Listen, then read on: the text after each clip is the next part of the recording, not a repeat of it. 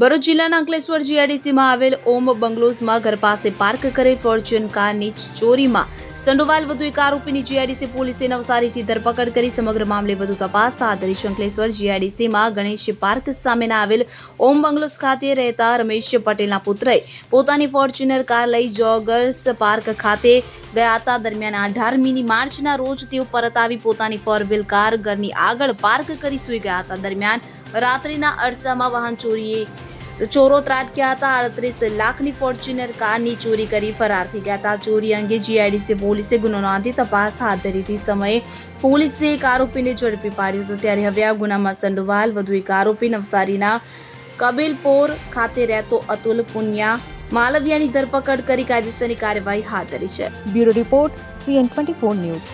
હવે જુઓ દેશ દુનિયાની તમામ ખબરો તમારી આંગળીના ટેરવે. ઉઠાવો મોબાઈલ અને Google Play Store પરથી ડાઉનલોડ કરો અમારી CN24 ન્યૂઝ મોબાઈલ એપ.